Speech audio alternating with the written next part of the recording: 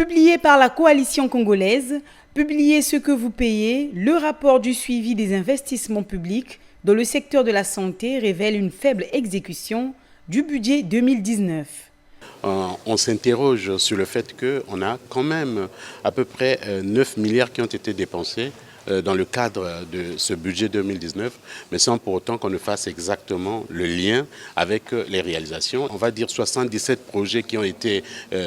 conçus. On voit qu'il y a toujours de la part de l'administration un refus de collaborer avec la société civile. Les 12 hôpitaux généraux sont des projets qui sont en général pas totalement achevés pour la plupart. Nous considérons qu'à la base, peut-être que l'idée a été bonne de faire des projets des hôpitaux généraux, mais lorsqu'on fait attention, on se rend compte que les hôpitaux qui existent déjà posent de véritables problèmes en ce qui concerne la prise en charge dans le contexte de l'offre de santé publique des malades. Face à cette faible exécution du budget 2019 dans le secteur de la santé qui se traduit entre autres par la carence en matériel dans les hôpitaux, en manque des plateaux techniques vétustes, des recommandations ont été faites. Si les projets qu'ils ont votés à l'Assemblée nationale,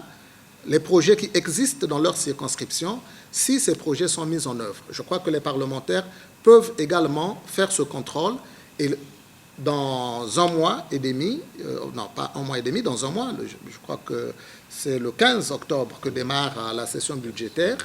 il serait intéressant que cette année, au moment où le Parlement devra décider du vote du budget, que nos députés, nos sénateurs visitent préalablement les structures de santé ou les crédits qu'ils vont pouvoir voter pour le ministère de la Santé. Ce 7e rapport de la coalition Publiez ce que vous payez met en exergue les problèmes liés à l'accès aux soins de santé de qualité et de proximité au Congo.